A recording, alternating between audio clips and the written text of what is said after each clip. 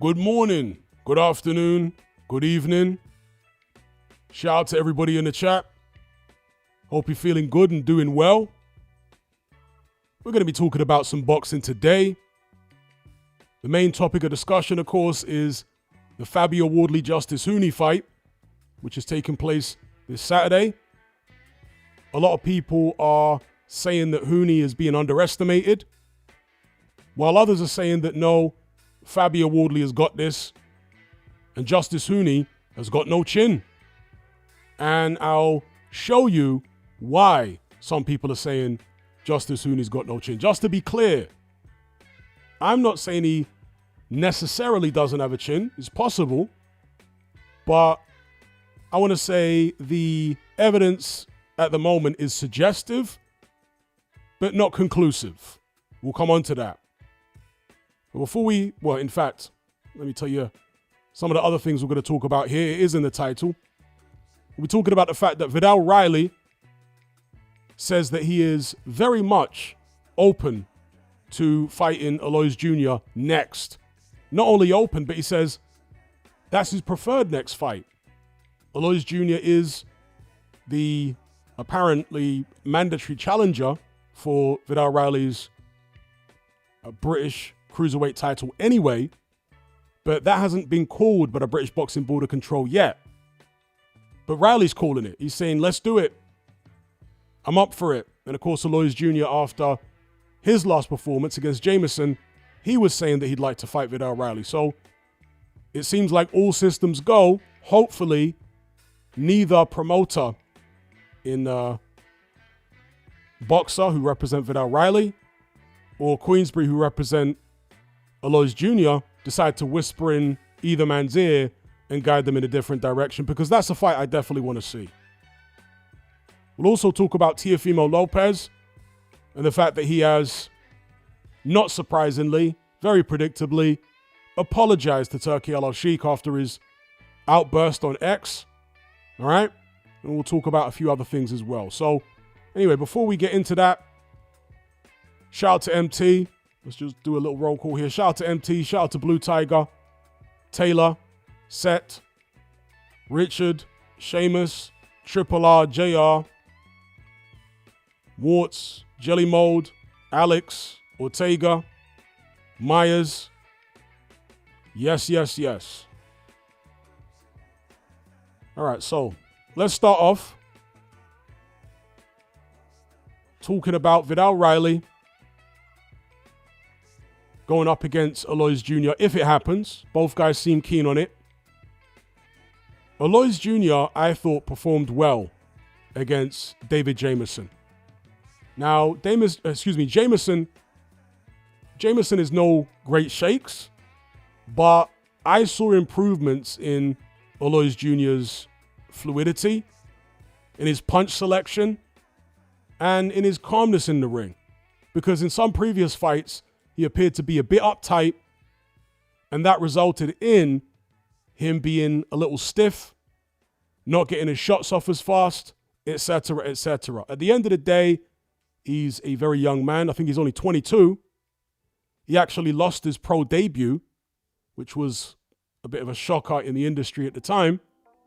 And I think that speaks to the mental immaturity that Aloys had as a young man. You know, many fighters, when they are his age, they have the same type of mental immaturity. I don't mean necessarily in life, but as boxers. They haven't really come into their own mentally and emotionally yet by that age, most of them, okay?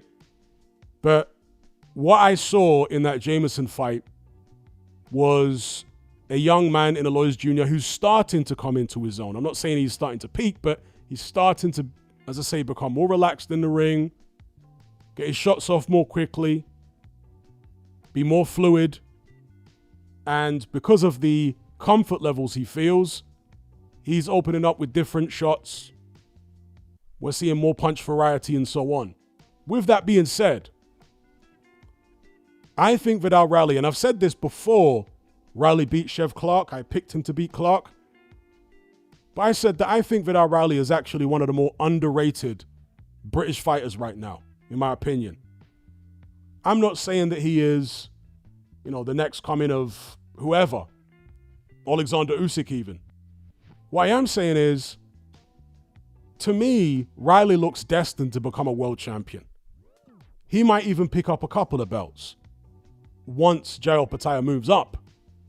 I'm not really so confident in him at the moment while Jai Opetaia's up there, but when Jai Opetaia moves up, I would be very surprised if Viddal Riley didn't win at least one belt, maybe a couple, maybe even more than that.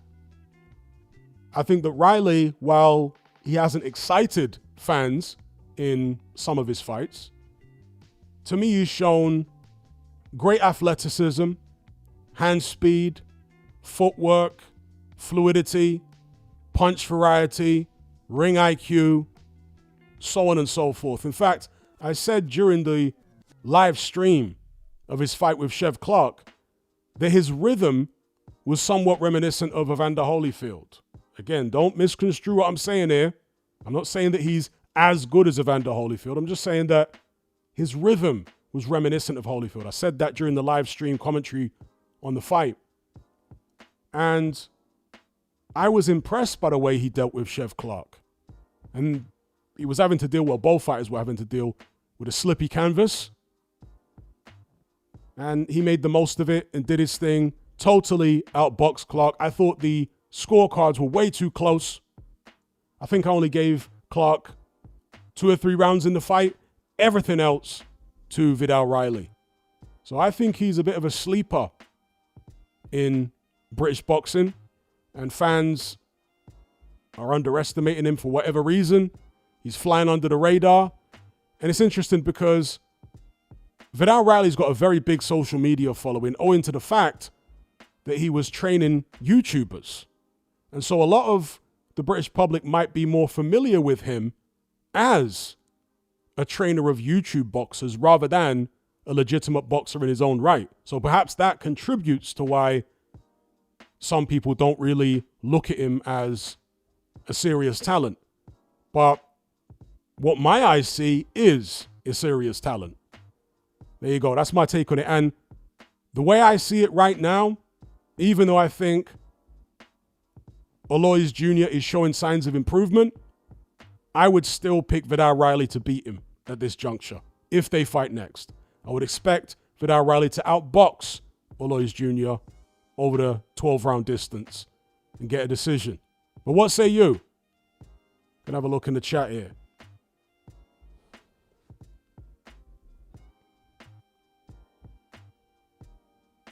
Myers says Viddal knows Aloys is still green to test him. Of course, he has a puncher's chance, but Viddal, IQ and experience will be the difference. Shout out to Jake. Shout out to Afro Jam. He says, I'd rather see Riley versus Chamberlain. I definitely wouldn't. Chamberlain for me. Pfft. In fact, after Chamberlain lost to Chris Smith, I literally never wanted to see him fight again. That was such an awful performance. I was like, nah, let me never see this man set foot in a boxing ring for the rest of my life again. Now, since that time he came back and beat Mikhail Lawal, is that really such a big deal? And then the Viddal Riley fight was signed and Isaac Chamberlain pulled out. So, to me, he's irrelevant at this point. I don't think Viddal Riley should fight him. Riley isn't the reason that the fight didn't happen. It was Isaac Chamberlain was the reason. So I say forget about Isaac Chamberlain.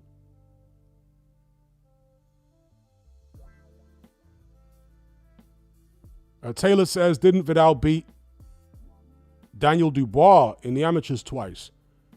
I'm not sure, actually. I'm not sure. I haven't heard that. I've heard that he beat Chris Smith. But did he beat Triple D in the amateurs twice? G-Man might know.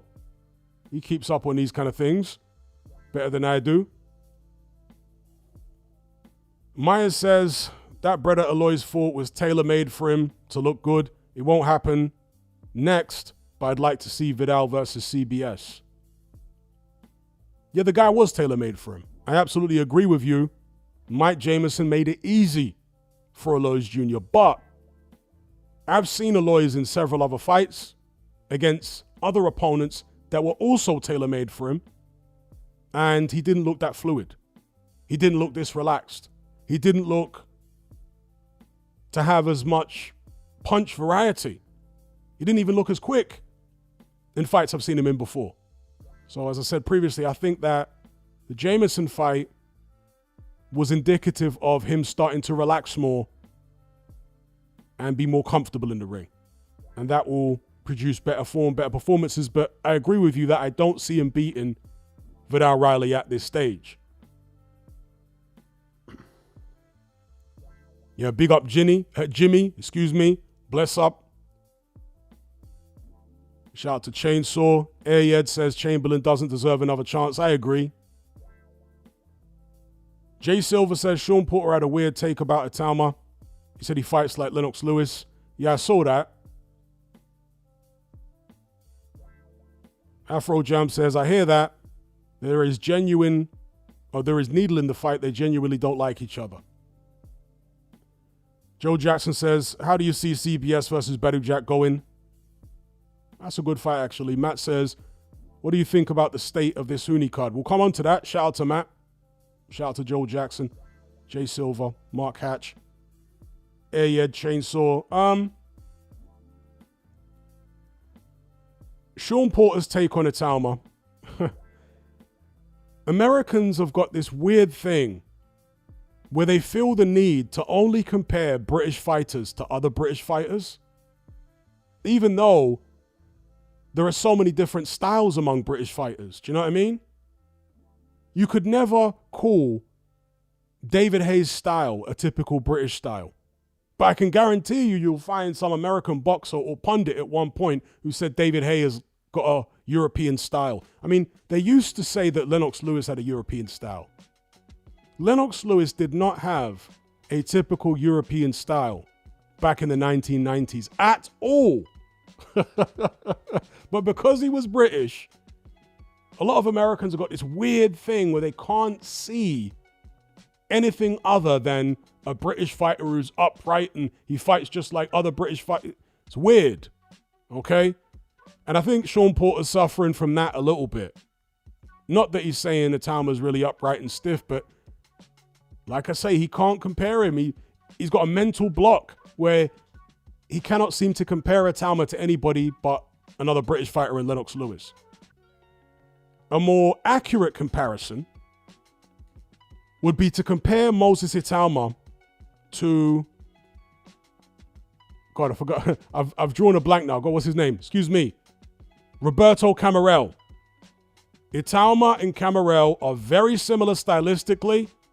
They're very similar in terms of build. And they're very similar in terms of their approach. Aggressive southpaws, quick hands, can punch, so on and so forth. Go and have a look at Roberto Camarel. Remind yourselves of how he fights. I'm not saying Itama fights exactly like Camarel, but they're quite similar. They might even be a similar height. Yeah? So that's a comparison that I can, put credence in. Itama and Lennox Lewis, I don't see it. I don't see it. I mean, there might be some similarities, but not many.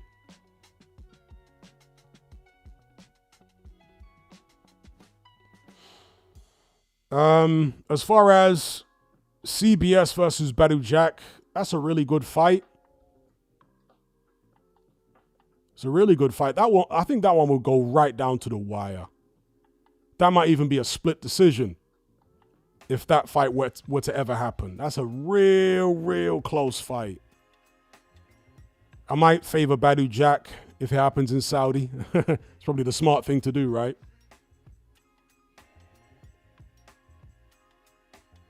Jelly Mold says David Hayes' style was anti-European in his own words. Yeah, but you'll find Americans saying, oh, yeah, David Hayes kind of got that British style. What?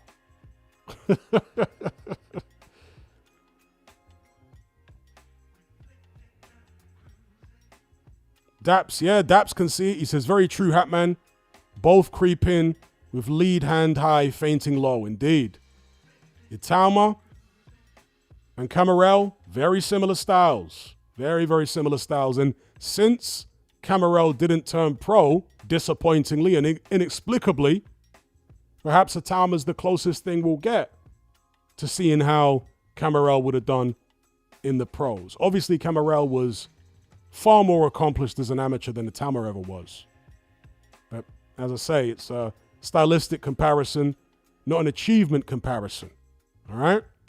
Anyway, let's move on. Teofimo Lopez put this tweet out. Do they call them tweets anymore?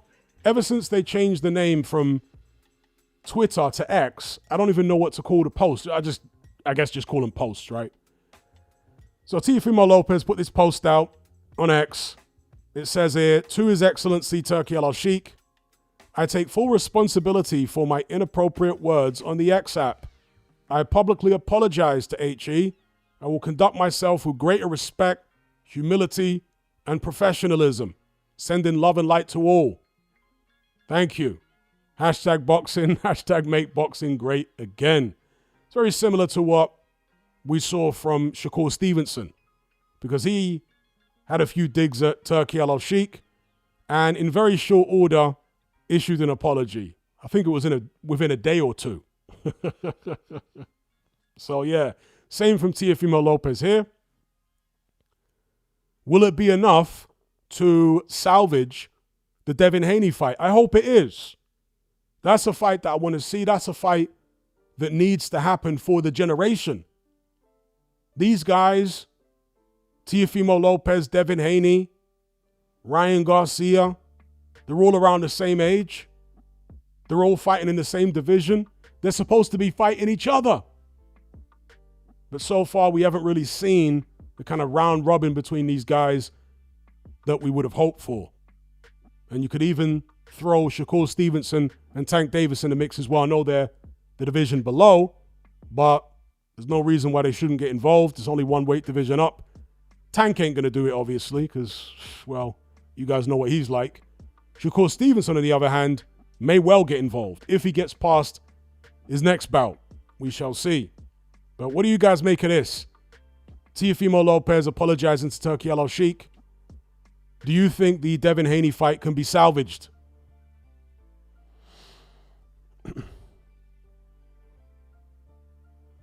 Jay Silver says, damn, folded like a deck chair. Mark Hatch says, am I crazy for thinking CBS can get a stoppage against Badu? It's not crazy at all. But personally, I see it as a distance fight. Badu Jack's got a very tight guard. So I reckon that one would probably go the distance. Badu Jack gets hit less than Chris Billum Smith as far as clean punches. His guard is tighter. Jelly Mold says another boxer apologizing to Turkey, realizing Turkey has all the bags. Well, yeah. Oh, excuse me, Afro Jam. Thank you for reminding me. Yes, it's 2 now. Haney's at 147. Although, I think the Ramirez fight was at a catch weight, wasn't it? It wasn't at a full 147. So, but yeah, you are correct. It will be 2 weight classes. Thank you. It will be 2 weight classes. Iron Fist says these boxers are way too cocky. They act as if they are the most important people in society. Set says Devin has been unimpressive. Couldn't disagree with that. Iron Fist says boxing and sports aren't that important for society. These guys have become the ultimate divas. Not just Lopez, many more. Afro Jam says Canelo and De La Hoya and Stevenson have all said just as bad about Turkey. Myers says, I rock with Teo, but he has been doing a lot of backtracking recently. I get his publicity, but needs to let his skills do more of the talking. Still ain't seen the Teo that flattened the African fighter. Big up Mr. Luca, big up Black Dynamite. He says, I think Turkey is wasting his money with the lower divisions. You might have a point there. You might have a point there, especially after the horrific flop that was the Times Square card. That was a shocker. After those guys did what they did. And even Canelo's performance, right, against William Skull. After those guys disappointed in that way, maybe he should forget about those weight classes until fighters pop up who are delivering excitement consistently. Like Inoue, for example. He's delivering excitement every time he steps out. So that's one of the lighter weight classes where Turkey might want to prioritize, right? They've talked about, and I'm speaking about the media here now, the media has spoken about Turkey bringing meritocracy to boxing. The people who deserve an opportunity based upon the way they perform get the opportunities. Okay, this idea. Well, you could extend this to weight classes, couldn't you? You could say, since the 140-pounders are not performing the way that we want them to, then perhaps we'll skip over them. Perhaps we won't offer them opportunities until they stop messing around and give us some excitement in the ring. The heavyweight division is delivered time and time again in that regard. So it makes sense to prioritize the heavyweight division. The cruiserweight division has delivered as well. The cruiserweight division, let me tell you something. The cruiserweight division has been one of the best value divisions for years. Years and years and years. Never mind that we aren't seeing the big unifications at cruiserweight right now since Usyk moved up. When I say never mind, obviously I'd like to see them. But the point I'm making is, even without the big unifications at cruiserweight, champions defended against challengers are still producing good fights. Just look at Jael Pataya's recent fights. They've produced excitement. He's at least taken people out. And there's been good fights between contenders as well at cruiserweight. The cruiserweight division has been delivering for years, particularly in the particularly in the World Boxing Super Series era. Really delivered then. But even since that time, it keeps delivering good competitive fights, knockouts, drama, and so on. The 286 Project says the cruiserweight division has been arguably the most underrated division over the last decade. Yeah, it's certainly up there for one of the most underrated divisions. I absolutely 100% agree with you. Shout out to Joey. Shout out to Matt for the super chat. He says, Jael Pataya versus Zurdo Ramirez should be happening right now. What the hell is up with these constant tune-ups? We're going to get another Caleb Plant. I completely agree with you. The hold-up appears to be on Ramirez's side. Jael Pataya wants all the smoke and he wants it right now. Ramirez is obviously a golden boy fighter. They're trying to maybe pick up the other belts before trying to square it with Opataya because they know that he's the most dangerous guy. So, Zurdo Ramirez is a good fighter, but he's being maneuvered very carefully at the moment. I suspect, Afro Jam says Zurdo's talking about fighting Jake Paul. More realistically, I suspect Zurdo is going to try to take on Badou Jack.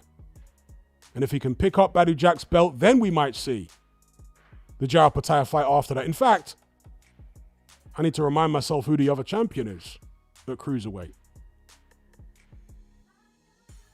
Let me have a look at the rankings here. I've forgotten who it is. Okay, so we got Jael Pataya. Oh, excuse me. Ramirez has got 2 belts.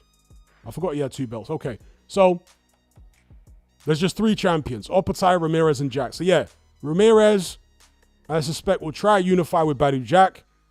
If he's successful there, then we may get to see the Jael Pataya fight. And Turkey will almost certainly have to get involved because having 3 belts, and realistically, let's just be real here, Ramirez is probably the bigger draw, isn't he? Especially if he's got 3 belts. He's probably the bigger draw than Opataya. So he's going to want the lion's share. And with 3 belts, it'd be hard to deny him the lion's share. Will Jael Pataya be willing to do that? I suspect he will be.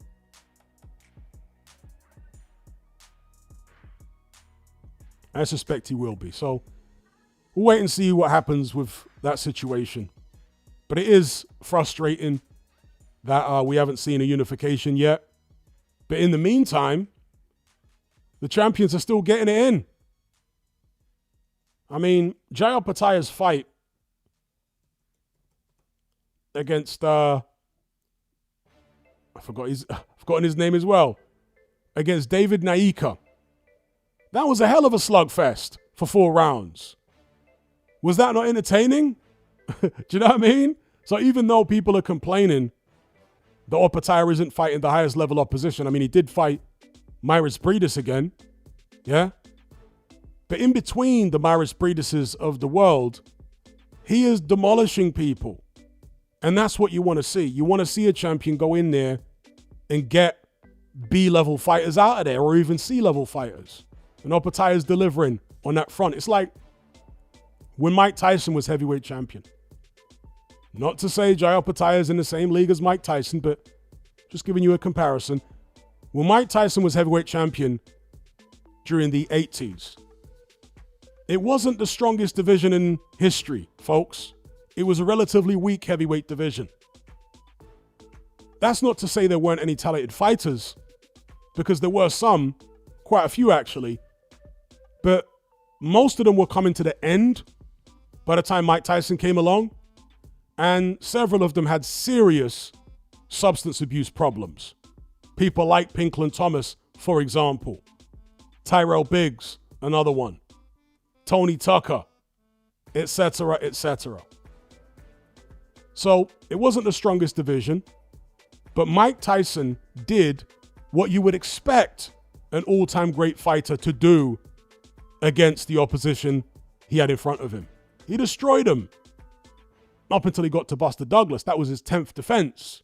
All right, so 10 world title fights, including the night he beat Trevor Berbick when he won the WBC heavyweight title, becoming the youngest man to ever capture a version of the heavyweight title in history.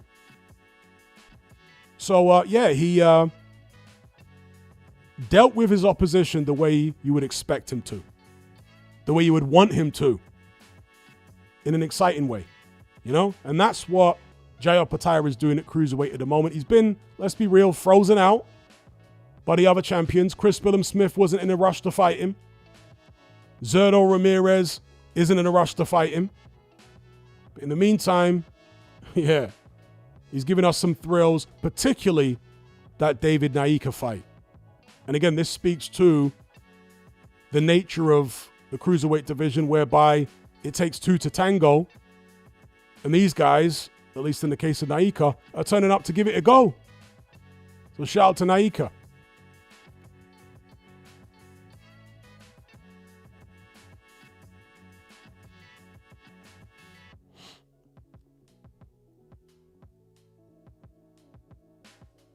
Shout out to Matt. He says CBS was the weakest cruiserweight champion anyways. He has more strength than form. I would agree with that. I mean, evidently, yeah, he lost to Zerto Ramirez. He's a very tough guy. Can punch a bit.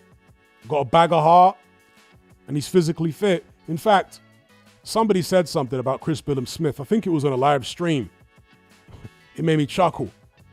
They said that Chris Billum-Smith looks like a World War I soldier or World War II soldier. And he does have that look about him somehow.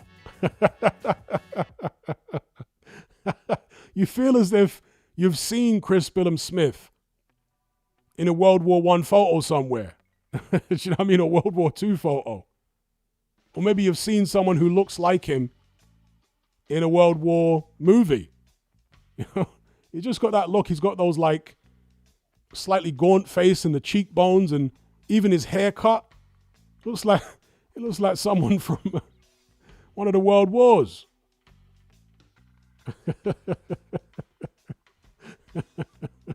And he's as tough as those guys as well. Chris Billum-Smith is as tough as nails. He might not be a stylist, he might not be the most skilled guy, but he is as tough as nails. He gets down in the trenches. Do you know what I mean? He gets down in the trenches. Matt says CBS has never drank alcohol or CBS has never drank alcohol or smoked in his life.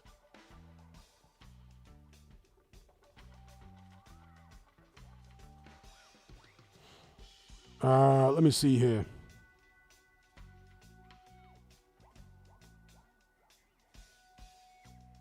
Iron Fist says Breedis gave Opataya hell despite being at the end of his career. Yeah, a lot of people have criticized the fact that Opataya was taken the distance by Breedis. Breedis has never been down in a fight. So I don't know why that would be a black mark against Opataya's record. Breedis has never been down. He's always been a great puncher. He's physically strong. And he hasn't shown any signs that he's washed up. Not at his best anymore, for sure. Definitely not at his best anymore. But again, from what I've seen over the past few years, there's no signs that he's washed up. There's no signs that he's a shot fighter.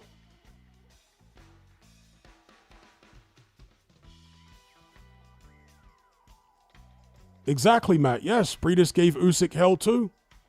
100%.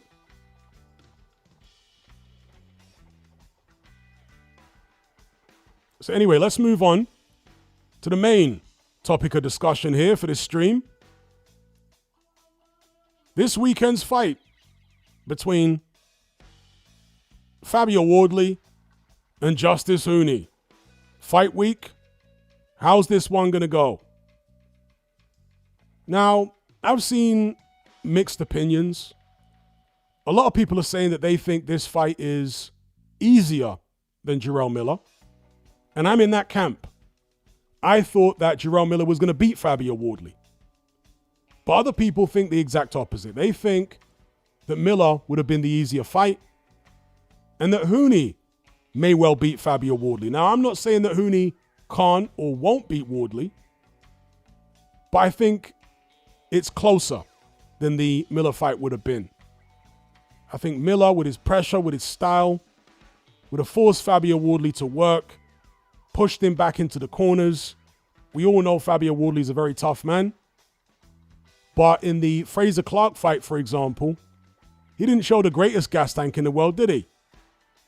And you're going to need a great gas tank if you're going to beat Jarrell Miller. It's as simple as that. Because the guy's got a very good chin. He's never been down. He's cocky. He's aggressive. He's a behemoth of a man. Physically strong. He's not the biggest puncher in the world, but he does have relatively quick hands for his enormous size. He's got punch variety and so on. We all know what he does. And I thought he was going to bully Wardley, force Wardley to empty the tank, trying to keep him off. And then maybe, if not stop Wardley, then just out-punch him in a similar way to how he did against Andy Ruiz. I know he didn't get the decision against Ruiz, but most people feel like he was hard done by in that fight. Justis Huni is much younger than Jarrell Miller. He's got better amateur credentials. He's got faster hands. He's more mobile. It's a different fight for Fabio Wardley here.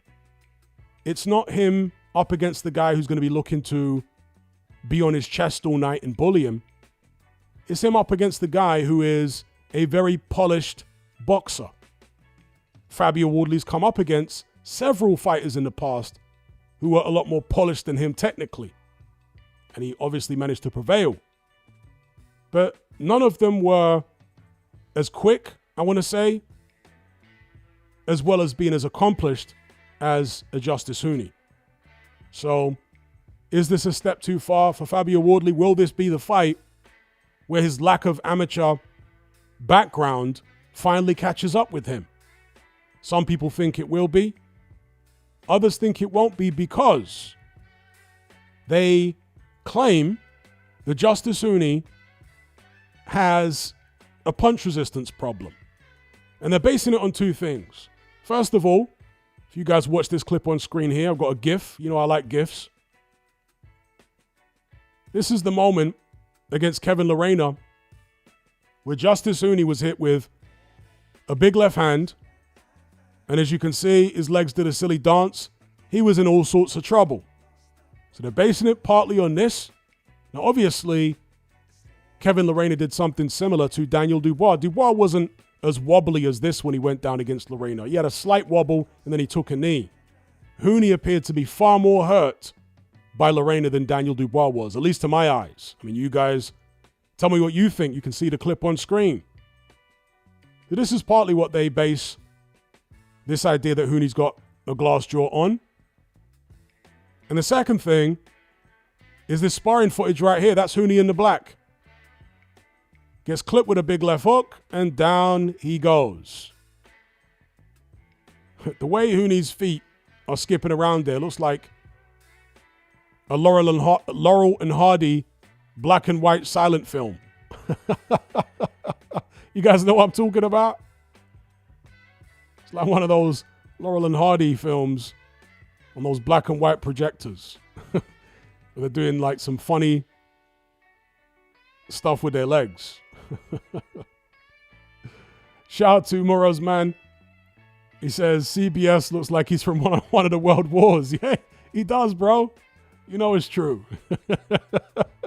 He looks like he's been lifted straight out of the trenches of World War I and transported somehow via time machine to the 21st century. Shout out to Matt for the super chat. He says, Huni's mustache makes me want to bet against him, honestly. Those creepy tashes are terrible for the sport of boxing. I guess you don't like not Ramirez, excuse me, Torres. I guess you don't like Torres' mustache either then. Richard Torres. He's got that 80s Magnum PI mustache. Matt says Kevin Lerena has given tons of top heavyweights problems, though. I'm only aware of him giving Dubois problems. I'm not aware of him giving anyone else problems. Matt also says, he ran into a beautiful counter. Also, why is sparring without headgear? Well, some fighters do, you know, because they don't want to be visually impaired, visually impeded by the headgear. And some fighters, and actually I used to find this myself, some fighters find that they get hit less when they've got headgear on, and the punches don't hurt as much. I always found with headgear, especially if it's stiff headgear, you know, like when you put a new headgear on, getting hit with new headgear was actually more, I don't know if painful is the right word, but it's like a more uncomfortable jolt that you get if you've got a stiff headgear on than if you've got no headgear at all from a punch. Yeah, that's what I always found. So I hated using headgear that was brand new and like really stiff. I like using soft headgear. But anyway, fighters don't use headgear for a variety of reasons. Tyson Fury, for example, was not a fan of using headgear. And Mike Tyson back in the days did used to wear headgear for a lot of his spars because he ended up getting cut when he wasn't wearing it. But you could see sparring sessions where Mike Tyson wasn't wearing headgear. And in fact, at one point they got a special headgear made for Mike Tyson where the forehead was almost open, you know, which kind of defeats the purpose of having a headgear. But because Mike Tyson was short and he would fight out of a crouch with his chin down, with a normal headgear on, he often couldn't see his opponent in sparring. So they created another headgear where, as I say, the forehead part of the headgear was much higher up. So he could, you know, still keep his chin down and see. But anyway, yeah, that's Huni. Now, I'm not saying that Huni does have a chin problem. I'm saying that this is what some people use as evidence for him having a chin problem. They use this sparring footage and also the Kevin Lerena fight where he got hurt there. Shout out to Matt. He says, Torres looks like a playground detective. To me, he looks like someone out of Hawaii 5-0 or Magnum PI. And that's what he models himself on. He likes the 80s. Is there a term that they have for people that like the 1980s? Because when I was growing up in the 80s and 90s, there was like this nostalgic thing about the 60s, where even people who didn't grow up in the 60s were fascinated with it. You know, the afros and the flare, you know, bell-bottom flares and all that kind of stuff. Platform boots. They would have 60s nights. Do you know what I mean? At nightclubs and whatever. 60s themed nights. Where even people that were not born in the 60s would go to some of these things. And so it's like the 80s has become the new 60s. Because again, people who weren't even born in the 80s and the 90s are fascinated with those decades.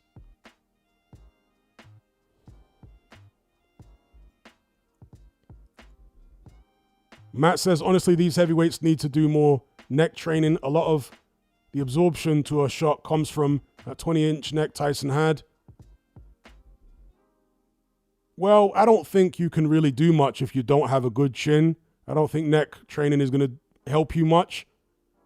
An example of that would be Michael Moorer, who during his heavyweight run, he built his neck up to damn near 20 inches. But he still had a terrible chin. So I'm not saying it can't help to some extent, but it's not going to turn somebody who has a weak chin into having an iron jaw. I don't think the size of your neck is the primary determining factor for why some people can take a shot and others not. But indeed, we have, as Encircled said there, we have discussed this. It's the neck burger. We're being facetious on that, but yeah, it's a mysterious thing, punch resistance, because you see a guy at middleweight like Gerald McClellan, a thin guy who didn't have a big neck, but he had a tremendous chin. I mean, he took the shots from Julian Jackson that knocked out so many other people. Gerald McClellan was never noticeably shaken or wobbled by any of Julian Jackson's punches. Mike McCallum was. When he fought Julian Jackson several years prior at 154, he was visibly shaken. Legs wobbled from a Julian Jackson punch. And Mike McCallum had a great chin. But Gerald McClellan took all of those bombs from Julian Jackson and never looked wobbled. Okay, and he didn't have a big neck or anything. So it's a mysterious thing why some guys can really take a good shot and other guys can't. Very mysterious. I think it's probably more neurological than physical. You know, the way the brain is wired and stuff, how sensitive the nerves are, maybe where the nerves are in the face and what have you. Who knows?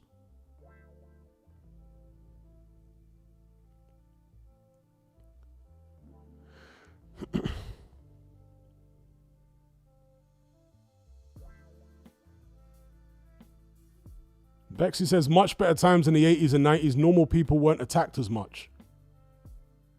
I'm not sure exactly what you mean by normal people not being attacked as much. You'd have to go into that a little bit more. Society was more violent back then. So I'm not sure what you mean by normal people weren't attacked as much.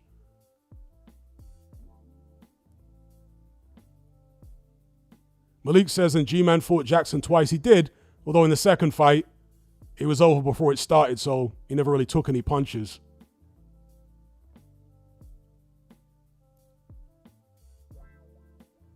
Hugo says, Frotch, classic example of normal neck and great chin. And then you've got somebody with a big neck in Andre Bertol. Go and have a look at the size of Andre Bertol's neck when he was in his prime fighting at welterweight. Massive neck. Huge neck for his size. And yet he had no chin whatsoever, Andre Bertol. You know, he had a really, really weak chin despite having this big, thick, short neck. Another one would be Bruce Seldon, the heavyweight. He had a massive neck as well and couldn't take a shot. Shout out to Matt for the super chat. He says, were there any boxers or fighters you knew on PEDs for 100% certain, but they never got caught? In terms of knew them personally, no. But in terms of a story that eventually came out, yes. Tommy Morrison was on steroids for his whole career. After his career was over and he had that HIV thing, that's when he admitted that he was on roids for his whole career. And the reason he admitted it is because he was claiming that it was the roids that led him to test positive for HIV. Because according to him, they mess up your immune system as well as all the other recreational substances he was taking. That's what he claimed. I'm not saying he was right. But yeah, Tommy Morrison admitted that he was on roids for his whole career. He said without roids, he would have been a cruiserweight.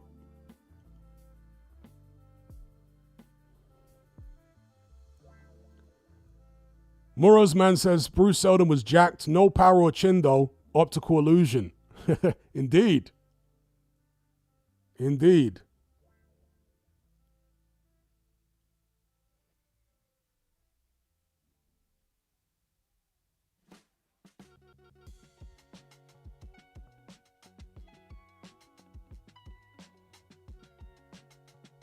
That's right, Hugo. Berto had a monster neck, massive neck, but just couldn't take a shot at all.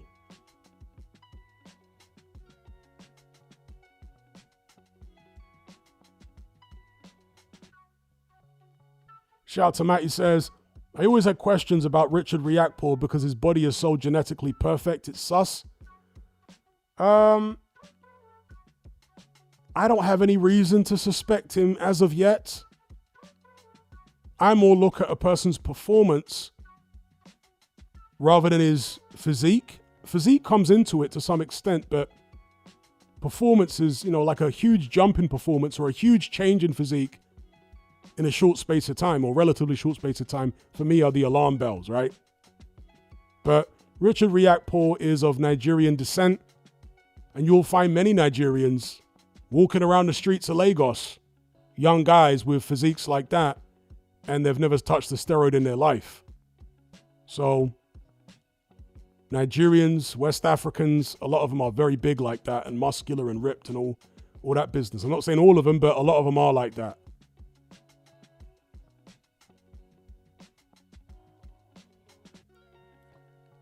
And it's not like Riakporhe is particularly bulky. He's kind of a athletic build. Evil Uncle Phil says, West African genetics unlike Bakoli. Well, Bakoli's from Central Africa, right? From the DRC.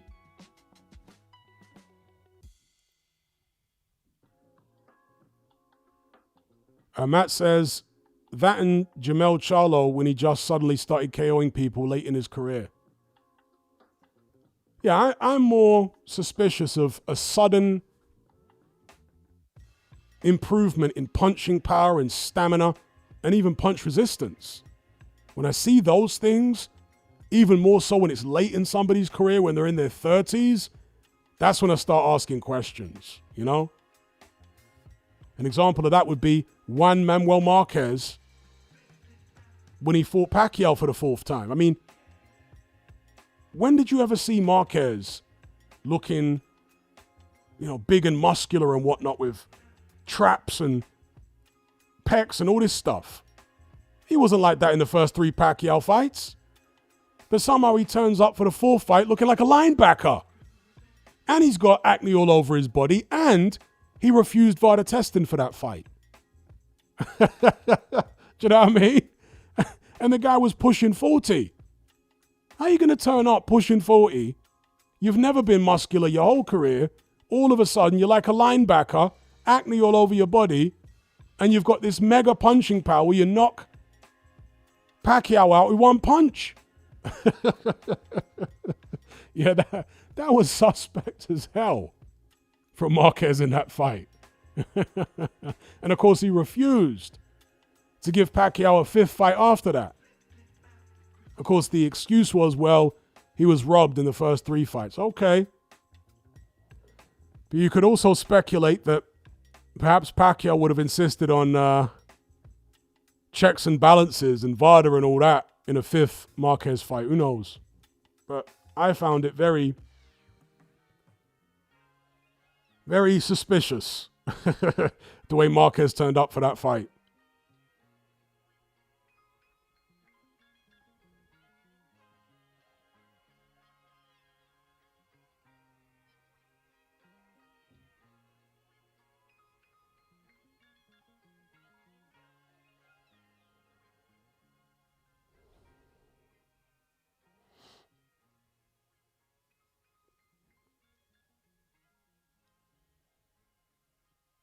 Joel says, Dylan, defo PED, left hook has been useless since. Yeah, Dylan White has been caught on numerous occasions now. Mark Odell says acne means testosterone, right? I'm not sure about TRT, testosterone replacement therapy, whether that causes acne, but steroids are very well known to cause acne. Now, there are many different types of steroids. I'm no steroid expert, but ask anyone who has used steroids or even just do a search online and you'll find out that, yes, that is a common side effect of when people take steroids. They get acne on their body. Not so much the face, it's more the body. As I understand it anyway. Although I think they can get like random, huge, pimples on their face. But the majority of the breakout will be on the body.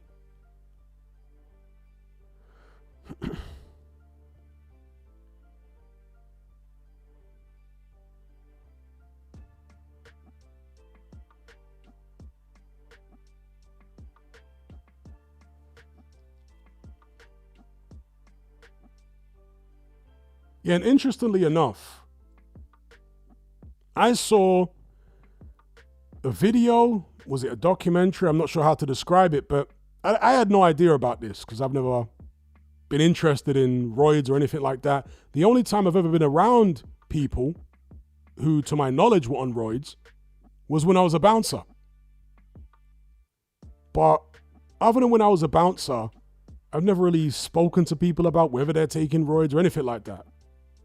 So it kind of surprised me when I saw this video on YouTube where it revealed that roids are far more prevalent in British gyms in the UK than they are in America. As I understand it, it's because roids are literally, is it that roids are illegal in America or in certain states? To take them at all is some kind of offense? I don't know. I'm trying to go off memory here, but there was some reason that roids are so much more, in fact, it's probably wrong to say that they're more prevalent in the UK, but people are more willing to speak about roids in the UK. That was the thing, yes.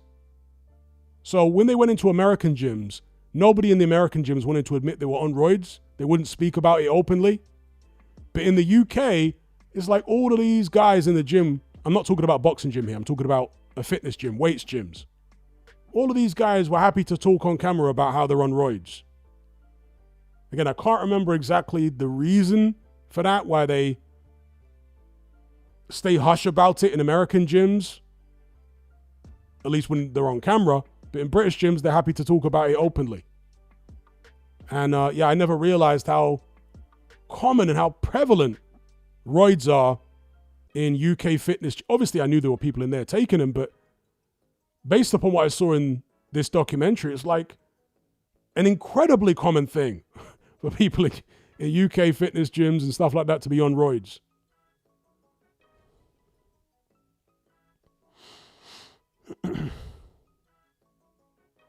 Okay. Murzoman says, or Murozman, excuse me, says Class C drug in the UK, I think. So you can possess for personal use, but not distribution. So that might be it. If you can possess it for personal use, then might be why people in the UK are willing to talk about or admit on camera that they take it. Whereas in America, they're like, let me not admit it on camera.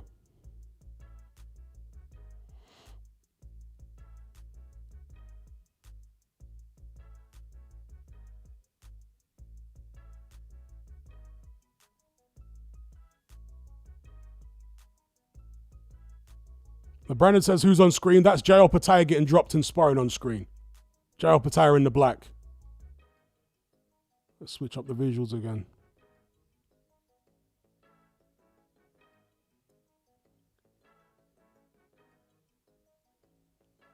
Vibes Not Found says, roids are illegal in America. Mark Hatch says, how come AJ has never been caught? Well, cash cow fighters are often not caught, for one. For two, AJ's been accused of having a therapeutic usage exemption for testosterone, and if that's the case, then there's nothing to catch him for. Because if he does have a therapeutic usage exemption for testosterone, then that means the British board have approved him using it. And I've never seen AJ deny. I'm not saying he hasn't denied it, but I've never seen him deny having a therapeutic usage exemption for testosterone. I mean, it should be illegal to have such a thing, right? For a young man like that. It should never be permitted, but people say it is. Danny says maybe he was never caught because he's clean. Or maybe. I'm open to all possibilities.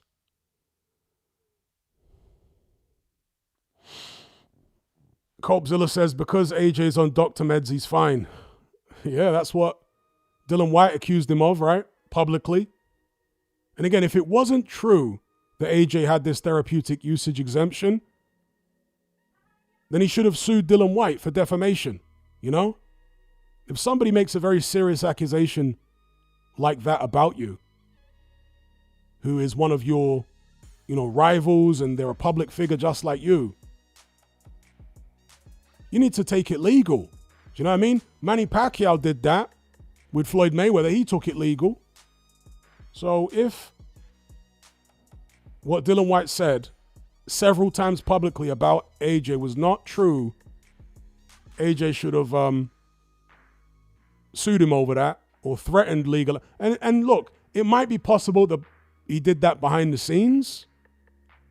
Who knows? But certainly we never heard anything about it publicly. And we normally do hear when a fighter is suing somebody or a promoter is suing somebody.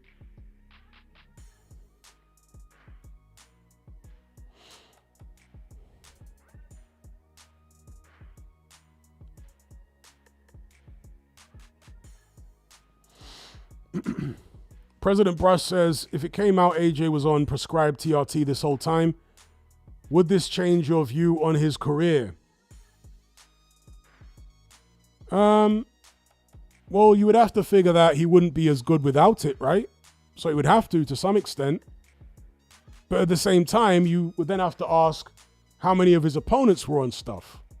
Do you know what I mean? Because that kind of levels the playing field. I mean, Vladimir Klitschko, I was very suspicious of for most of his career, for many, many, many reasons. So very suspicious of Klitschko. Dylan White himself, of course, got popped numerous times. Alexander Povetkin got popped. Right? Another AJ opponent. So, again, you'd have to look at his opponents and say, well, okay, if AJ was on TRT, did he really have an unfair advantage against everybody if they were also on stuff?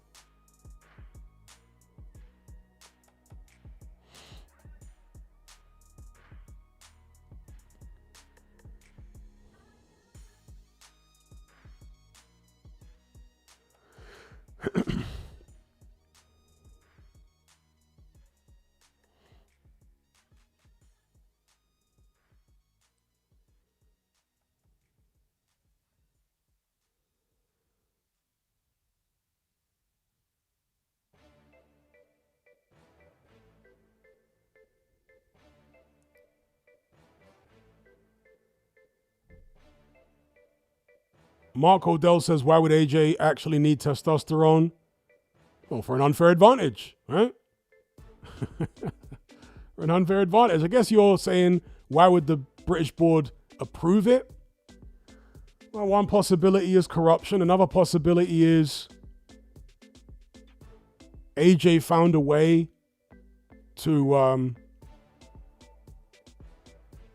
produce a sample of some description which was low testosterone. If you absolutely kill it with cardio, especially if you're a big man like him, your testosterone levels can dip quite dramatically for a certain period. And so you might be able to game the system like that, you know? You might be able to just do some mad cardio for a whole week. And then right after a session of doing mad cardio where you're totally drained and overtrained and all that kind of stuff, then go get tested. And they'll be like, damn, your testosterone is much lower than expected for a man of your age being an athlete and all this type of stuff. I'm speculating here, obviously.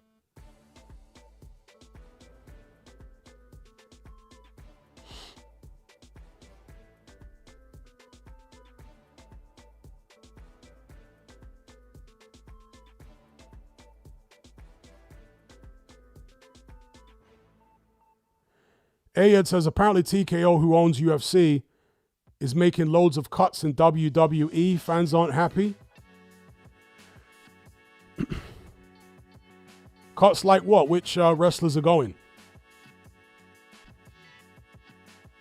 I can't imagine WWE is going to be the same ever again since Vince McMahon was bought out, was chased off or whatever.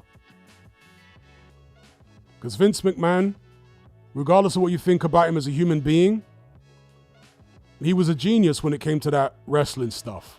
There's just no question about it.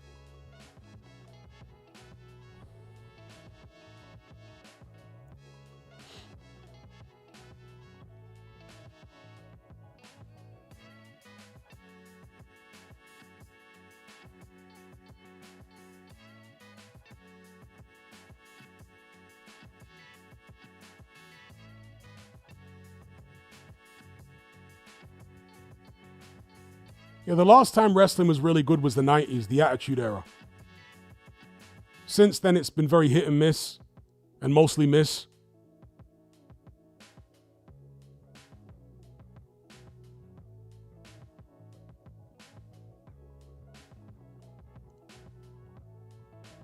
Well, I think the name was actually changed during the Attitude Era, to be fair, Afro Jam. It was changed from WWF to WWE during the Attitude Era. It might have been towards the end of it, possibly, but I'm pretty sure it was during the Attitude Era when they changed the name to WWE. And it was still good then.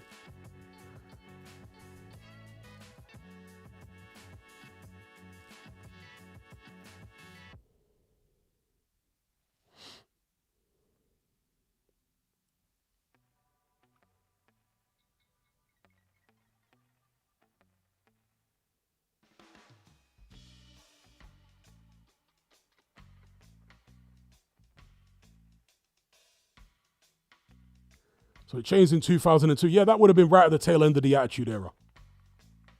Would have been right at the tail end of the Attitude Era then. But it was still good around then. Early 2000s, it was still good.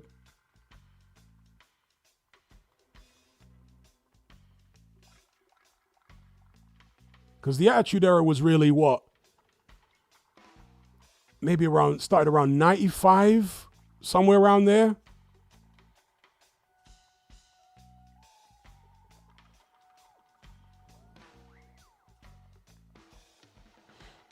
Seth says, Hatman, are you a fan of Dave Chappelle? Only his old stuff. I'm not a fan of Dave Chappelle now. David S. says, 97 to 03. Yeah, could well be. Could well be. It's many, many moons ago now. You know, long, long time ago. But yeah, it could well be 97 to 03. The name the Attitude Era came from these promos that the WWE used to do. Where they would put the word attitude on the screen. And so the fans, or maybe commentators, I'm not sure who, were the ones who dubbed it the Attitude Era. Maybe it was the media.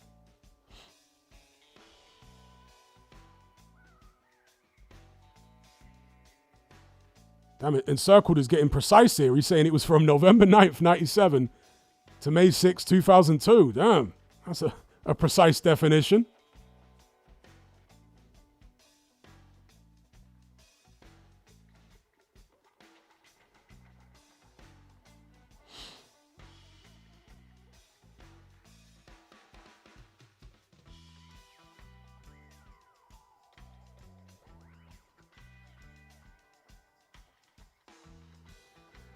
Yeah, Stone Cold, The Rock.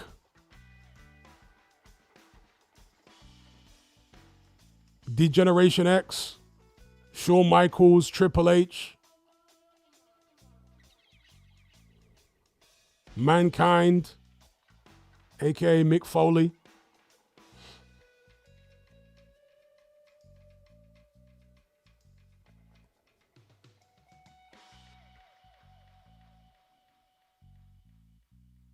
JR says Big Show was always my favorite.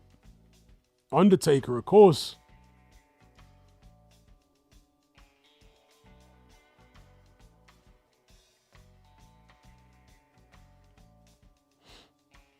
Mora's man says Goldberg for me was my favorite.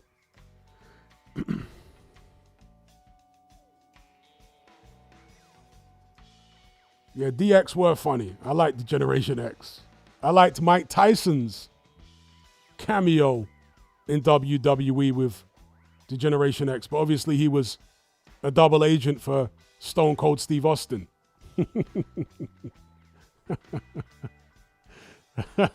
Mike Tyson was fun in WWE.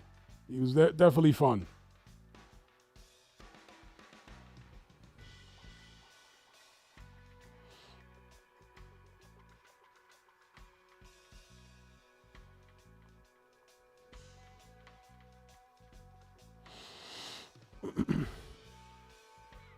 I mean, I also liked the pre-Attitude Era. It wasn't as good as the Attitude Era, but I still liked it. With the likes of Hulk Hogan, Ultimate Warrior, Ric Flair, the Big Boss Man, Brutus the Barber Beefcake, the Hart Foundation, the Bushwhackers, Legion of Doom, Macho Man Randy Savage, the British Bulldog. What about Ken Shamrock? Was he also in the Attitude Era? I forget now.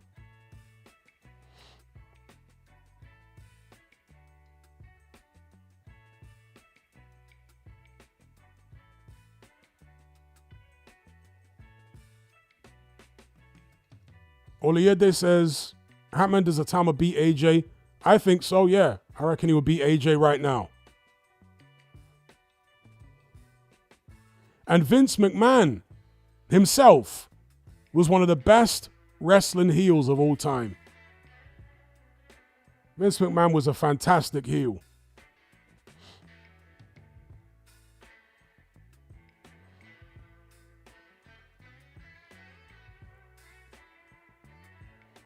Yeah, Rick the Model Martel, that's right. Superfly Jimmy Snooker. Jake the Snake. The $1 Million Man, Ted DiBiase.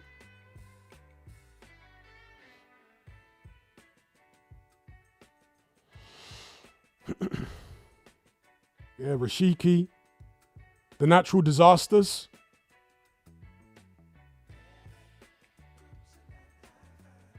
Yeah, McMahon was juiced to the eyeballs, for sure. Yeah, mentioned Warrior and Big Boss Man. Mentioned those guys. The Rockers, that's right. Well, Shawn Michaels was part of the Rockers, right? It was Shawn Michaels and Marty Jannetty. Yep, the Dudley Boys.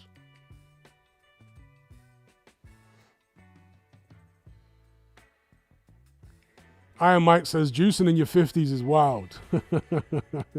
Yeah, I remember watching the Attitude Era. It seemed as though Vince McMahon had like a fairly normal build, and he was always in a suit. And then all of a sudden, he was coming to the ring in like wife beaters and stuff like that, and he was jacked. But he still had an old face and like gray hair. But this jacked physique in a wife beater, I'm like, this is wild. For sure.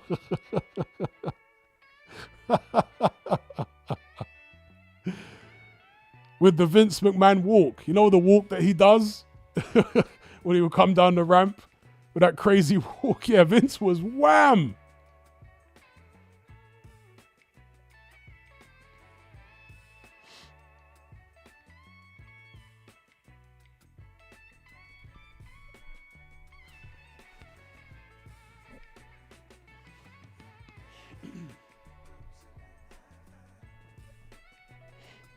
The Vince walk was hilarious.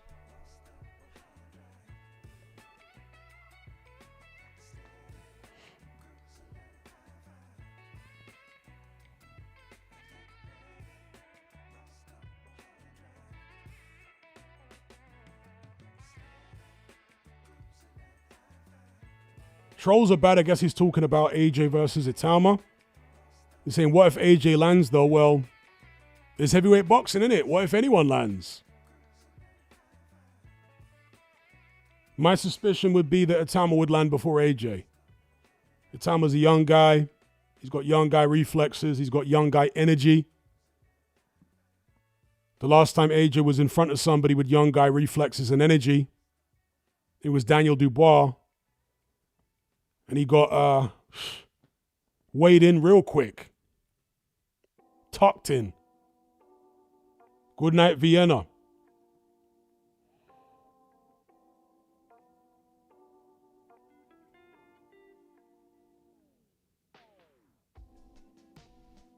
Dari says AJ needs to fight Miller before he's done. I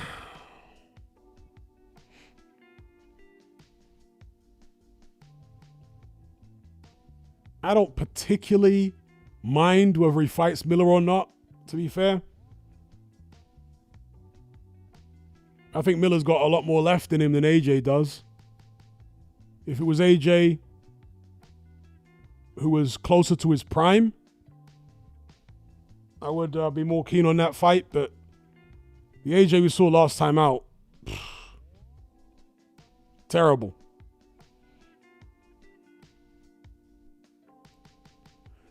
All right, we've got 205 concurrent viewers, only 51 likes. If you guys can do me the courtesy, please, of sticking a like on this stream, it'd be much appreciated. It really helps with visibility, so I don't get put all the way down the bottom when it comes to YouTube searches and suggested videos. So if you can just stick a like on this stream, it'll be very much appreciated. Thank you.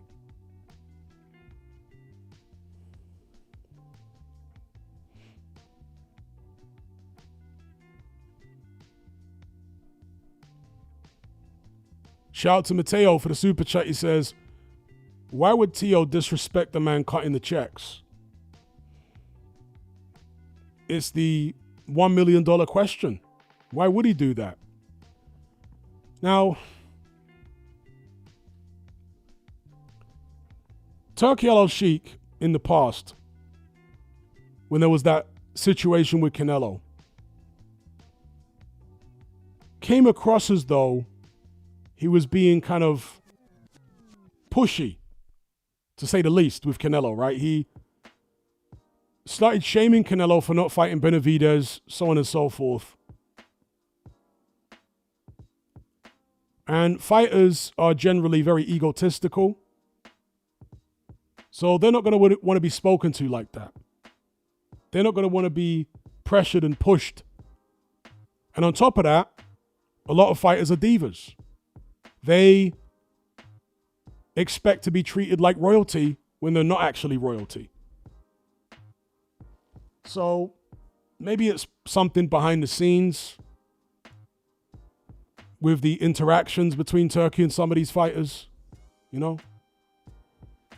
I mean, with Shakur Stevenson, it was more the fact that Turki said he was going to pay him a certain amount of money,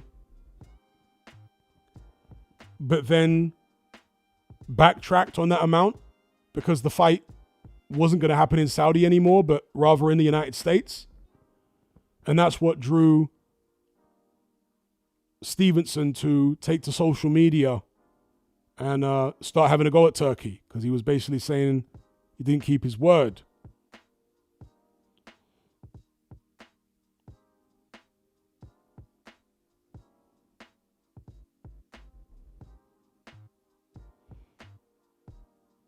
Afro Jam says Turki tried to mock the hand holding that, Canelo tried to mock the hand holding that Turki does.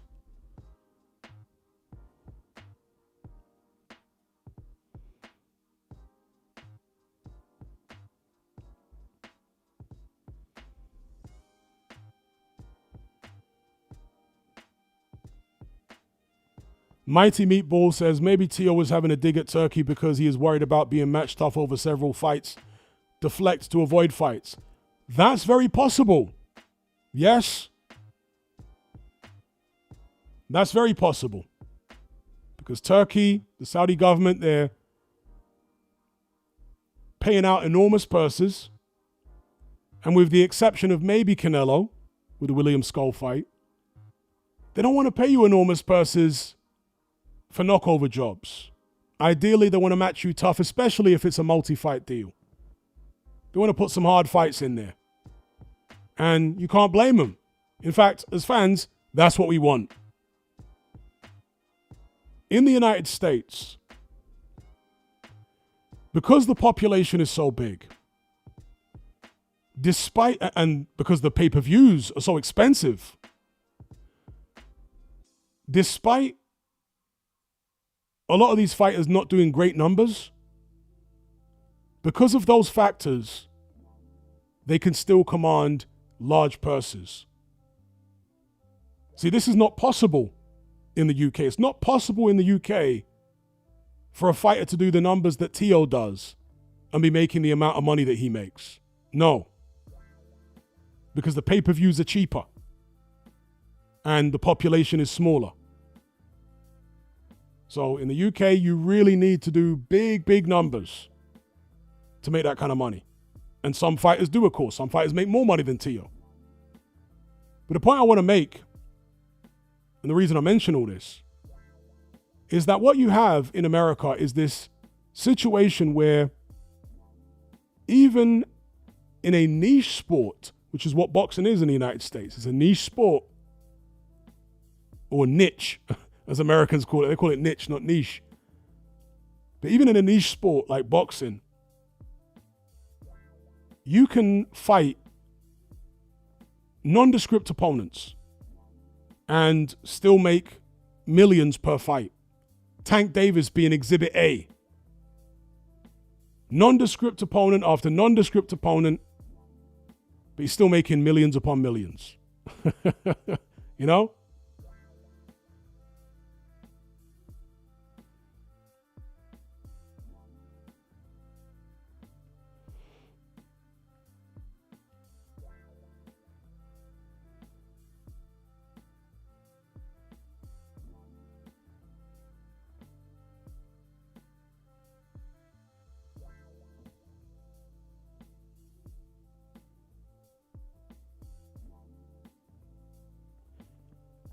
Yes, Evil Uncle Phil, PBC really do that a lot with their fighters. Yep, they're the biggest culprits.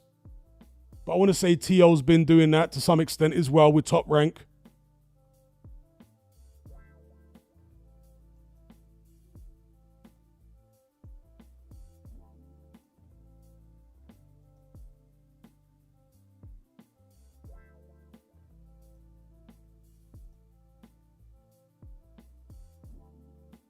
Grind says, Hatman, why do American boxers dress and act like gangster rappers?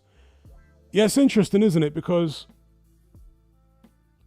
in UK boxing, you don't really get that. There are, of course, UK gangster rappers, drill rappers, who dress with all the gaudy jewelry and the chains. But you don't find UK boxers doing that. So it's an interesting thing.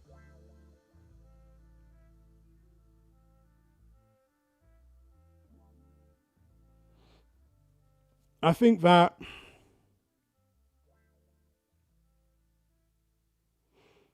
the bling culture in America is more mainstream than it is in the UK. In the UK, it is mainstream to some extent, but not as mainstream as in the UK. And also, the UK boxing culture is quite different. The culture in the gyms, you know? It's more of a respectful culture, I would say. Less trash talking. Some would say the UK gym culture is softer than American gym culture. And I would agree with that for the most part. I would agree with that.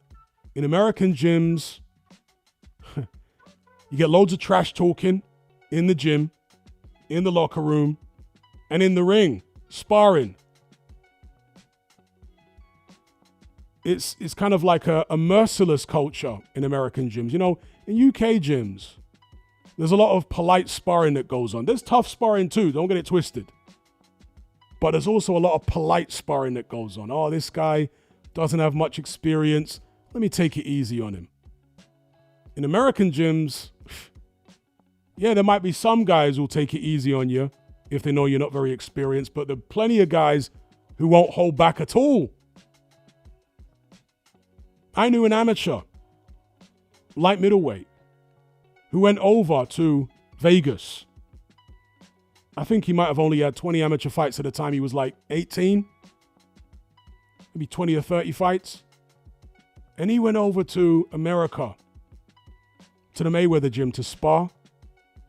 And he sparred J. Leon Love. And he said J. Leon Love gave him the worst beating he's ever had in his life. No mercy. No pulling punches. Trying to knock him out. That is what the American gym culture is like. Here you have a pro who's fought at championship level, and he's going up against just a little kid who's an amateur, and he's trying to knock his head off and send him out the gym on a stretcher. So that is the culture in American gyms. It's very tough. Lots of trash talking. Merciless sparring. A lot of, braggadocio. The jewelry and all this type of stuff.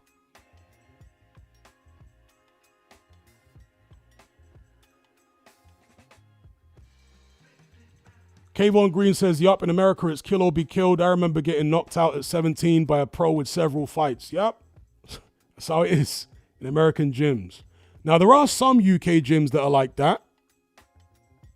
Or should I say there are some UK camps that are like that. It's not so much the gym, but more so certain fighters have those type of camps. One of them has always been Dylan White. Dylan White's camps are notorious for being extremely hardcore, merciless sparring, right, where everybody's trying to knock the other guy out.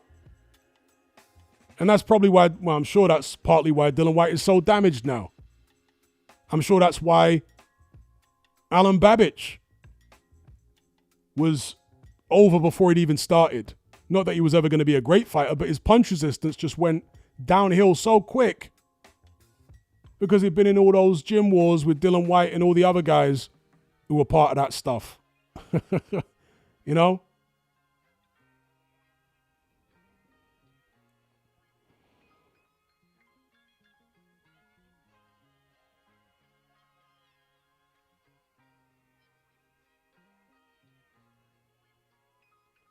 Yeah, I agree. The White camps killed Babbage. Finished him off. But Dylan White was always like... I've seen footage of some of Dylan White's spars, and it's wild. It's wild. So, yeah, there are certain camps, or certain fighters that have camps like that, where it's just brutal.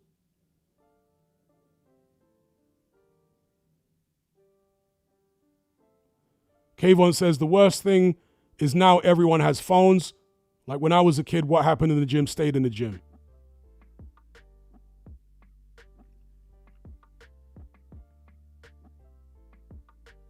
Island Grill says that's why you don't see many punch-drunk British fighters, I think. And that's a good point right there. That's very true. That's very true. You don't see as many punch-drunk British fighters as you see American fighters. Yes, because their sparring is crazy. Their sparring is a madness there. It's like Sparta, you know? Only the strongest will survive. And that is a double-edged sword, you know? Because it can make a fighter, like Mayweather, or it can completely ruin a fighter. And back in the days with the Kronk Gym, there were several claims that fighters were ruined in the Kronk Gym. That their professional careers were destroyed due to the sparring that they used to have in there. I mean, I remember a heavyweight back in the days, a very tough heavyweight called Dominic Gwynn. This would have been the early 2000s.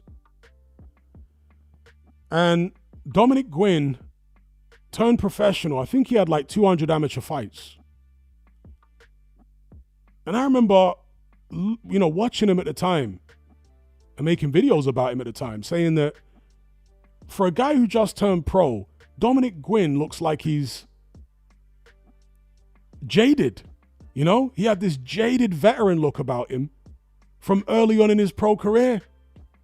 And that's because of all the gym wars, right? The guy had taken so much punishment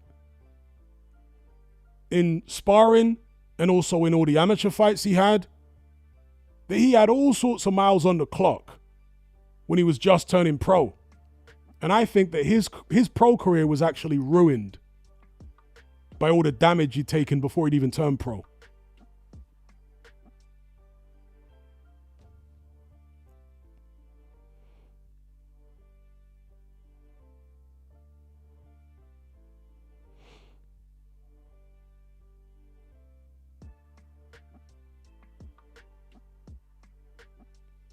Afro Jam says,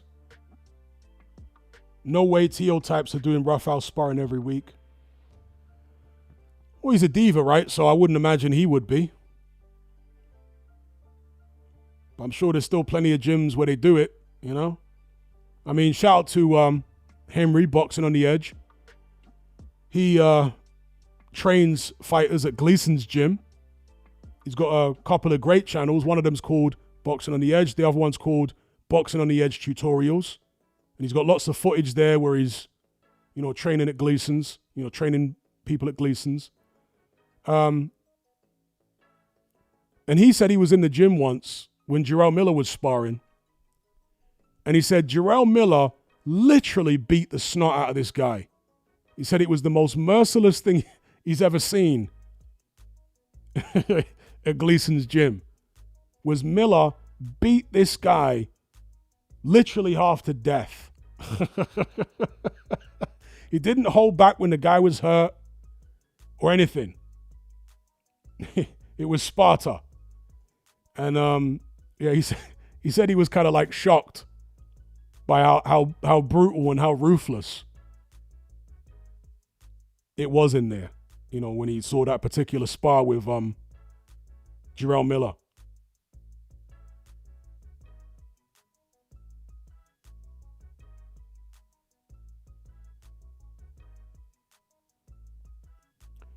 Shout out to Mateo. He says, didn't Montel Barrett expose Gwynn on HBO years ago? Did Montel Barrett beat Dominic Gwynn? I forget now. I remember Montel Barrett beat that Italian-American kid. I forget his name, who they were saying was going to be the new Rocky Marciano. And he suffered some kind of brain injury. I think it was from the Montel Barrett fight. Did Montel Barrett also beat Gwynn? He might have beaten Gwynn as well. I forget now. But I remember him beating that Italian-American kid. Any of you guys remember his name? Joe Messi. Thank you. Yes, Joe Messi. Joe Messi. Joe Messi retired undefeated. Actually, was he? Yeah. Did he have a draw with Barrett and retire undefeated? Or did he lose to Barrett? I think it might have been a draw or a controversial decision of some kind. But I remember he retired because of some type of health issue. Shout out to Mr. Luca. He says, best 5 fighters of the last 10 years. Alexander Usyk. Canelo Alvarez.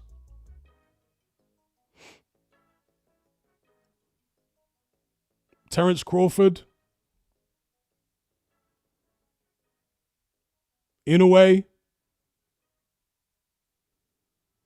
Trying to think of a fifth. Can I do joint fifth, Bivol and Beterbiev?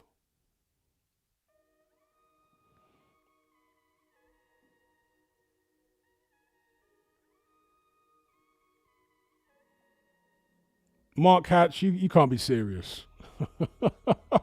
Tyson Fury, no. Come on, you can't be serious.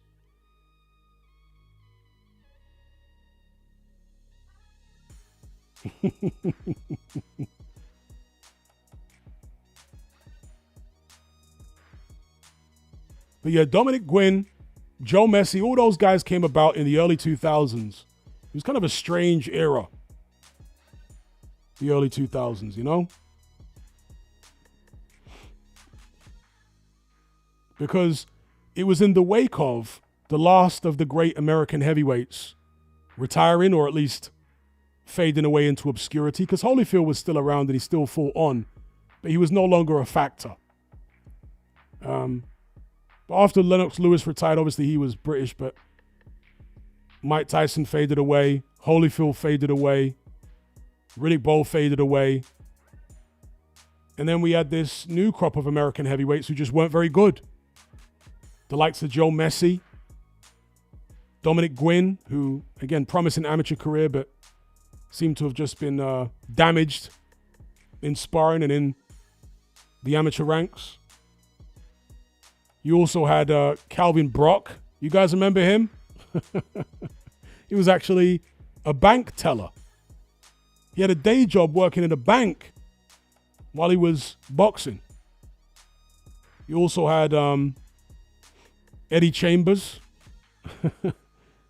Eddie Chambers, a skillful fighter, but never a real heavyweight. Shout out to Mateo. He says, Joe Messi was never the same after the Vasil Jirov war. Did he fight Jirov?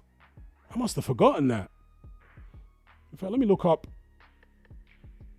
his record now. I forgot all about him fighting Jirov, former Cruiserweight champion. Joe Messi.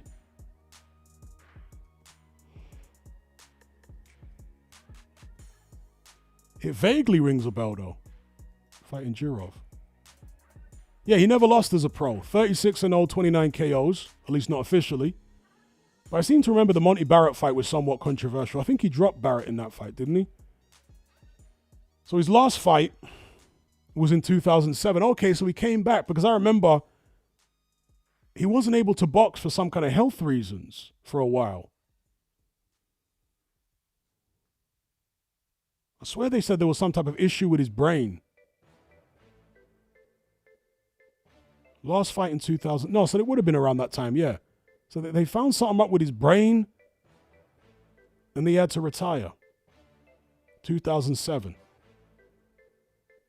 He fought Monty Barrett in 2003, several years before. See how my timeline was all messed up. Okay, yeah, it was a majority decision over Monty Barrett, so it was a very close fight.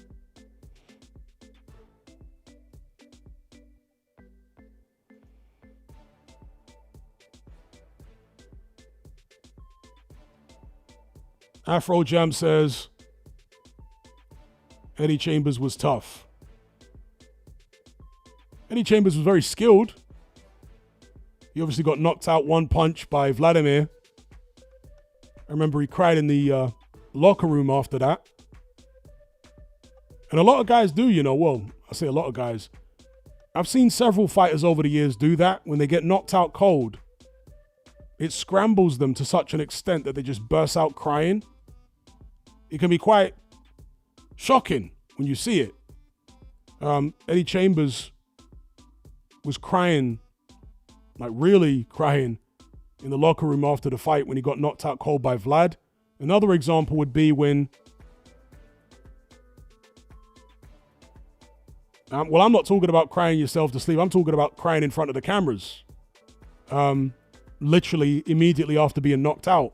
I'm sure many of them cry, you know, at night because it's a humiliating thing to go through. But I'm talking about in the immediate aftermath of being knocked out. Henry Akinwande burst out hysterically crying after Oliver McCall knocked him out. And one of the most extreme examples was a guy that Joshua Buatsi knocked out. Do you guys remember that? Joshua Buatsi knocked this French, I think it was a French African guy out. And the guy was crying uncontrollably in the ring. Even when the referee was, holding up Buatsi's hand. You know when he had both of their hands and he held up Buatsi's hand and he was holding the French guy's hand? to announce Boatsy as the winner. The French guy was crying hysterically. He was crying hysterically. So with some guys, when they get knocked out badly like that, it will scramble them temporarily, like mentally and emotionally. They'll just cry. It's like they can't help it.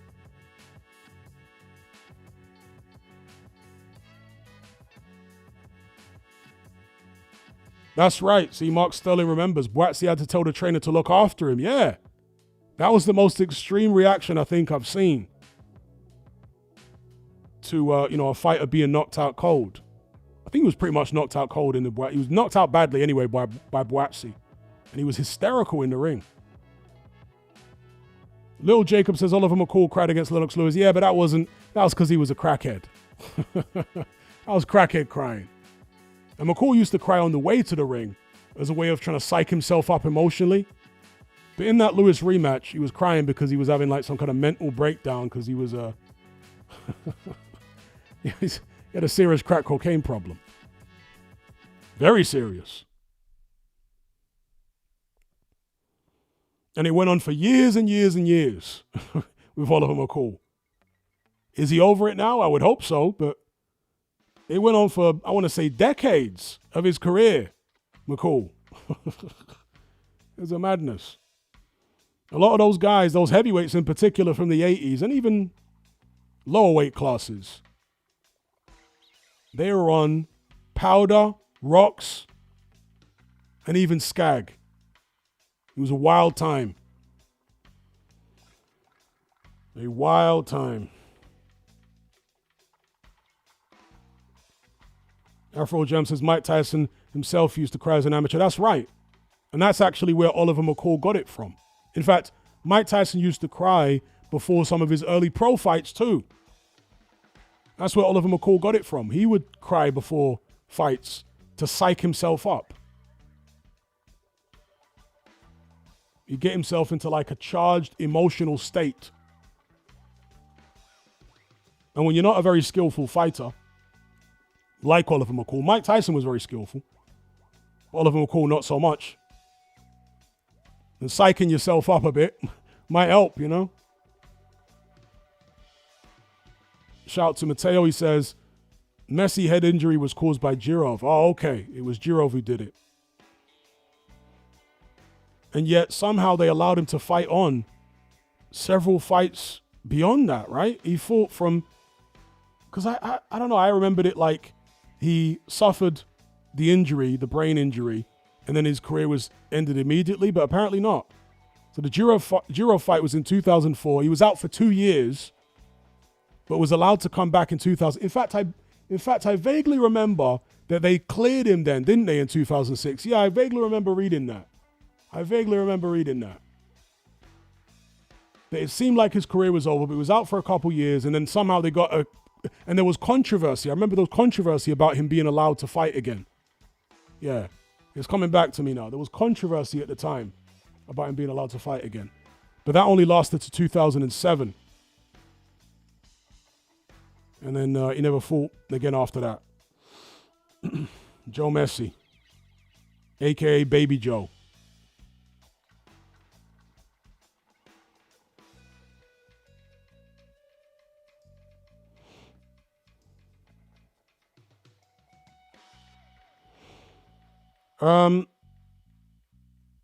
Epic Euphoric Music says, Hatman, did you hear Duke McKenzie's comment on Atalma having serious flaws that a veteran boxer can exploit but didn't expand on, saying he didn't want to expose Atalma? Yes, I did hear him say that. What I would say is Duke McKenzie boxed in the lighter divisions, like bantamweight. I think did he start off as a flyweight? He might have started off as a flyweight, but he moved up through the divisions. The skill level in those weight classes is way higher than at heavyweight, generally. So you do have to factor in that Duke McKenzie is looking at things from the perspective of a smaller fighter who is used to the higher skill level and the more polished technique that comes with that. So he's going to see a lot of flaws in heavyweights, you know, particularly a young heavyweight. I want to say that Italma, you could say, has certain flaws. I mean, there was somebody that turned up in the live chat of one of my recent streams who was saying that Italma's offense was average against Balogun and his defense was terrible. So let me just address this. And he was saying this because Italma at times was backing up in straight lines. And for one of the knockdowns, I think it was the second knockdown, he got caught with a jab. His head was a little high when he was exchanging shots with Balogun. Balogun hit him with a right jab. Italma landed a right hook. Balogun went down. Now, these are things that Italma will want to work on. And of course, as you move up through the ranks, there will be fighters that can exploit such things. But there will also be fighters in the top 10, in my opinion, who will not be able to exploit it. Because Italma's simply going to be too fast. He's going to have too quicker reflexes. So he'll be able to get away with certain technical errors against a lot of the guys in the top 10, I think. And it's not like he hasn't been sparring those guys behind the scenes for years. He has. He's also been fighting at a high level as a junior in the amateurs. He won several international junior tournaments against very good kids. It's not like he was in there against pies. It's not like he only fought at domestic level in the amateurs. No, he was fighting in international tournaments as a junior. He never had any senior bouts, I don't believe. But as a junior, yeah, international tournaments, he was doing his thing. He might have had one or two senior bouts, to be fair, but he didn't have many. I mean, Daniel Dubois didn't have many senior bouts.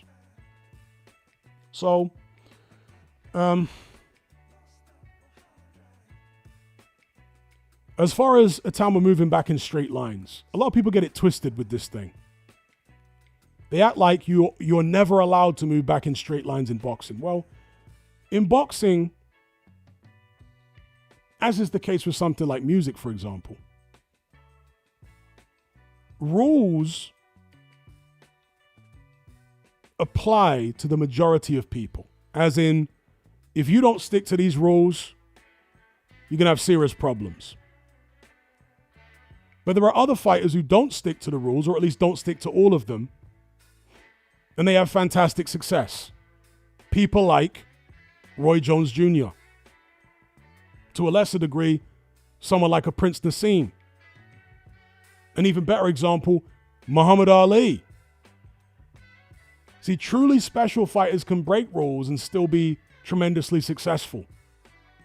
Ali, particularly for the time when he fought Cassius Clay, as he was called then, was breaking so many rules. He was fighting with his hands down.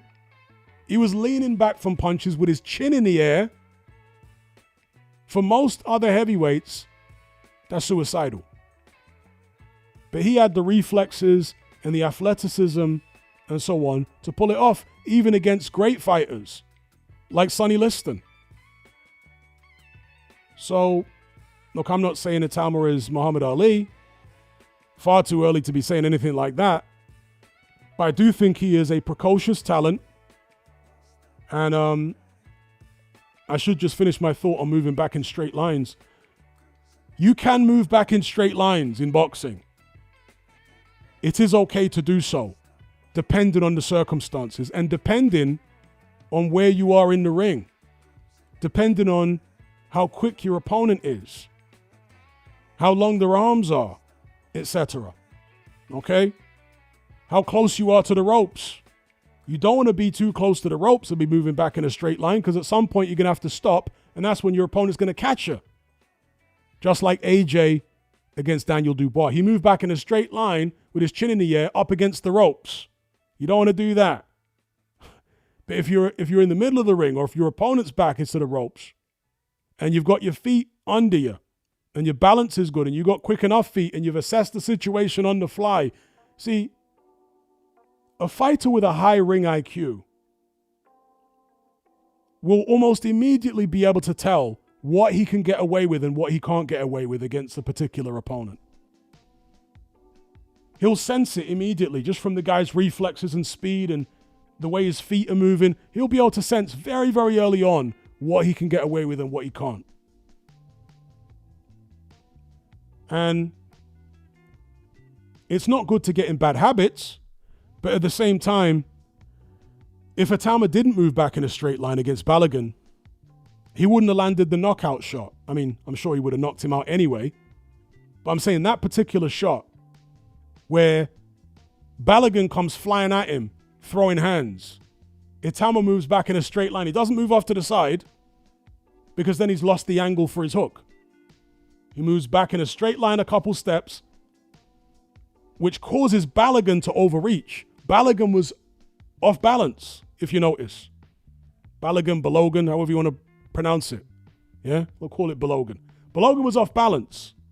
Itama's reading that in real time. He's looking at him thinking, the guy's going to overreach, he's off balance, I'm going to walk him onto a shot here. It's an old man at the end of the day. When he tries to move forward with that kind of speed and when he's that desperate because he's getting beat and he's thinking he needs to land a big shot to turn the tide, yeah, he's going to overreach in desperation. Itama knew all this. So he's thinking, all I got to do is when he rushes at me, step back, wait for him to fall over his front foot, and then I'll catch him with a right hook. A presto.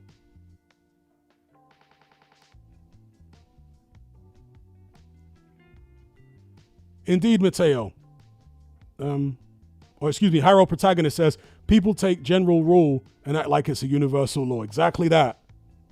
Exactly that. Mateo says, why has Justis Huni gone under the radar when discussing young future heavyweights? I think, for one, because he hasn't looked that impressive. For two, he's not very vocal. For three, he's from Australia, and I know Australian boxing is having something of a revival. Actually, is he Australian or Kiwi? I forget now. He's Australian, right? Justis Huni. Let me not mess it up here.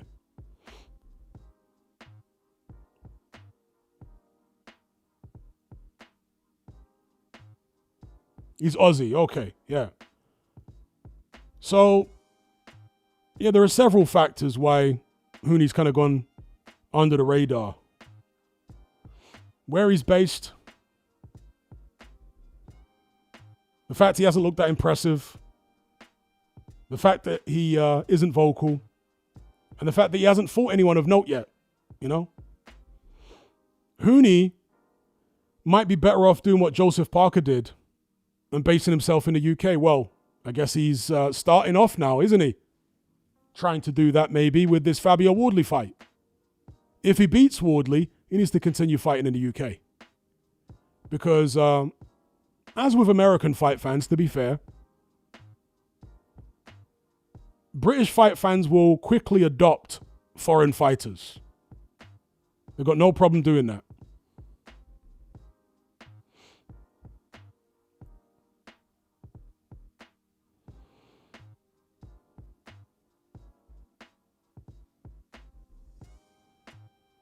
Jack McLeod says, what impressed me the most was the setup to the body. Itama threw baited Balogun into throwing a counter and walked him on to the hook. That was subtle but very effing good. I agree. Nova says, do you think weaknesses of Itama's will manifest to the viewers as he goes up in levels and fights longer than 2 or 3 rounds? Without a shadow of a doubt, yes. Like the vast majority of fighters, Itama will have weaknesses and they will come to light in due course.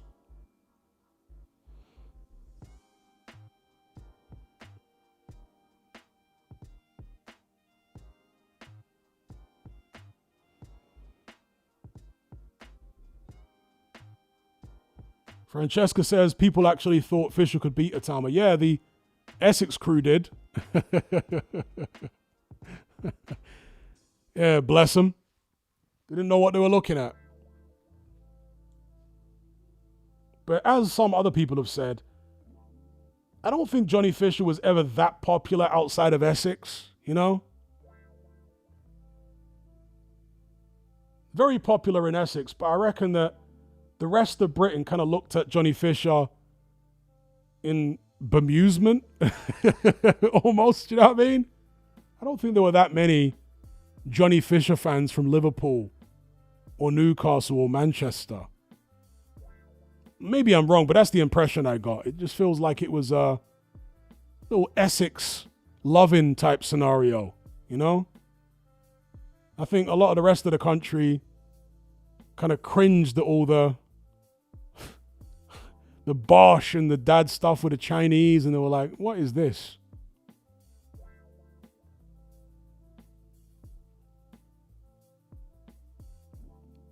Because Essex has its own little subculture, which you won't necessarily really get if you're from other parts of the country. I mean, some other parts of the country might have a similar subculture, but other parts not so much.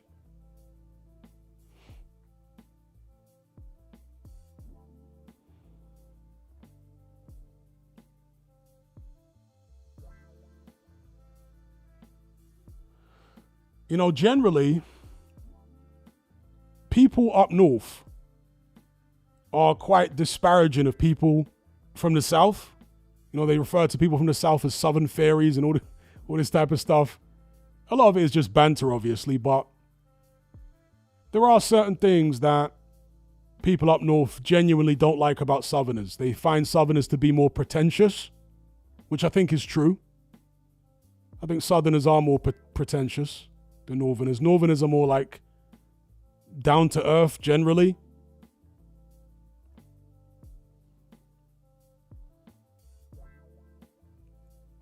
Southerners are a bit more flashy, pretentious, keeping up with the Joneses, you know, that type of vibe.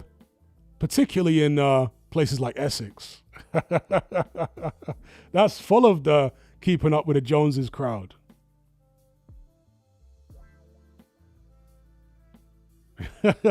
So Cobzilla says, yeah, it's true. Southern softies, they love themselves, won't go outside without an umbrella and big coats. That's the sentiment, right? And so my point is, yeah, I think Johnny Fisher was only really popular in Essex. I don't think he was that popular outside of Essex. I could be wrong, but that's my perception. All right, thanks to everyone for tuning in. Been a lively discussion. Been fun. Thank you to each and every one of you, except for that guy who I blocked. What was his name? Some dork. I can't even remember his name now. So shout out to each and every one of you. And a special shout out to those who donated via Super Chat. It's been a lively one. It's been enjoyable. Big up. Peace.